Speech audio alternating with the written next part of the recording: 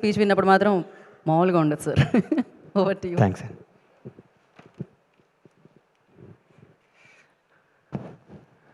అందరికీ నమస్కారం. ముఖ్యంగా చాలా రోజుల నుంచి చెప్పాలనుకుంటున్నాను నా మనసులో మాట. ఇవాళ చెప్పేస్తా. నాగేంద్ర బాబు వెళ్ళిపోయాడా?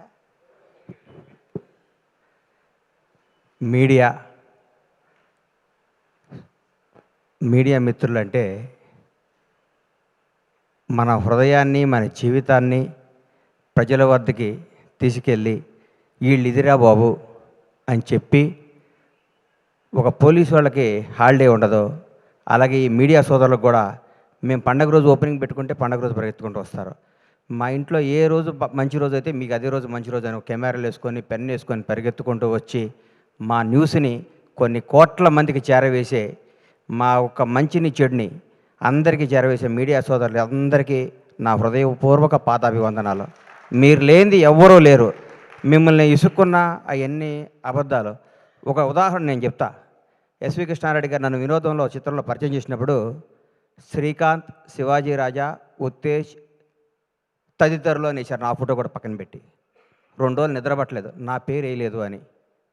ఆ టెన్షన్, ఆ బాధ ఎప్పటికీ మర్చిపోలేను. అంటే ఆ రోజు గణేష్ అని రాస్తే ఎంత బాగుండేది అని ఫీల్ అయ్యాను నేను.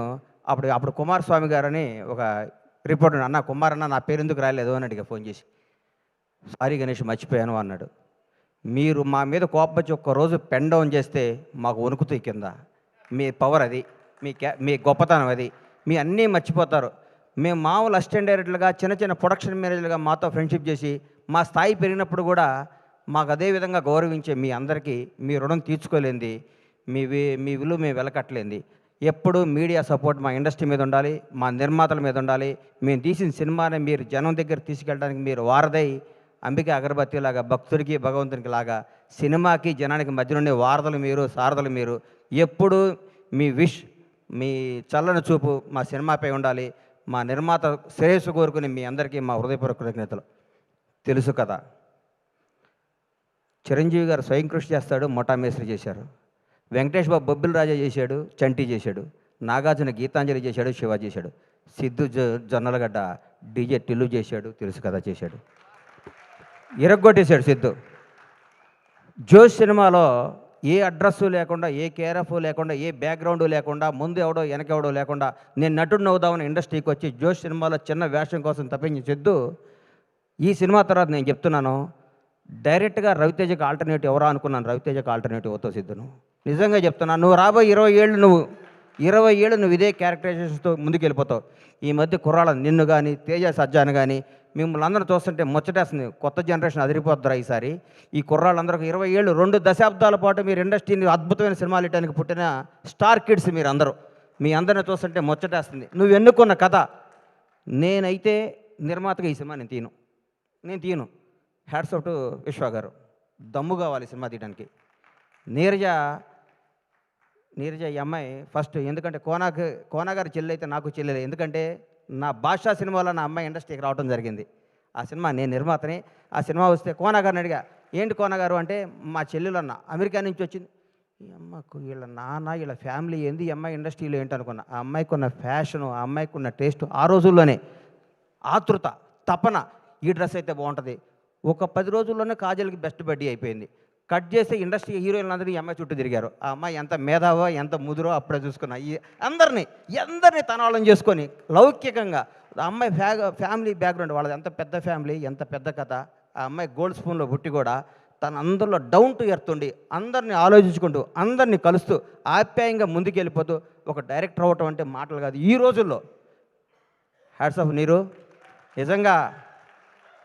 నిజంగా రియల్ నిన్ను చూస్తే చాలా గర్వపడ్డా నేను. నిజంగా చాలా గర్వపడ్డా. సిద్ధు జొన్నలగడ్డ గురించి చెప్తున్నా. సిద్ధు, నువ్వు రూల్ చేస్తావు ఇండస్ట్రీని.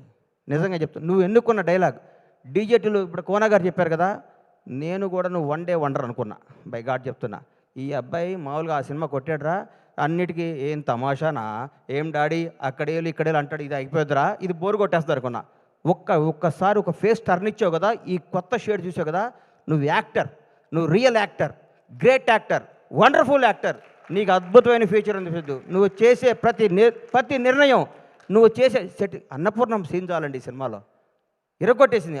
కొన్ని కొన్ని టర్న్లు అవుతుంటే నాకు అర్థం కాలేదు. ఈ అమ్మ ఇదేంద్రా ఈ సినిమా ఏం చెప్దాం అనుకుంటున్నాడు ఈ సినిమాలో అనుకున్నాను. నాకు సినిమా తర్వాత ఇప్పుడు నేను వస్తుంటే నా వైఫ్ ఎక్కడికి వెళ్తున్నావు అంది.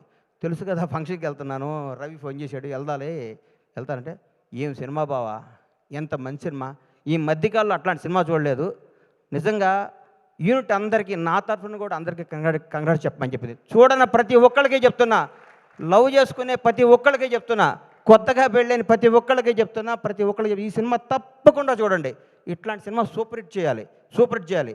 ఈ మధ్యకాలంలోనే వరుసగా అమ్మ విశ్వ గారు అమెరికా నుంచి టక్కేసుకొని వచ్చాడు, ఏం సినిమా తీస్తాడు అనుకున్న మా అందరికి కూడా వణుకు పుట్టిస్తున్న విశ్వ గారికి నిజంగా చెప్తాను, మిరాయ్ బ్లాక్ బాస్టర్. ఈ హీరోని పెట్టుకుని అంత బడ్జెట్తో సినిమా తీయడం అంత ధైర్యం కావాలి సార్, బ్లాక్ బాస్టర్ కావాలి సార్, జనాన్ని నమ్మటం కావాలి. మీరు కథను నమ్మి సినిమాలు తీస్తున్నారు సార్, అదే మీ సక్సెస్ విశ్వ గారు. నిజంగా యువర్ రియల్లీ గ్రేట్. మీరు మా తోటి నిర్మాత అవటం గర్వంగా ఉంది.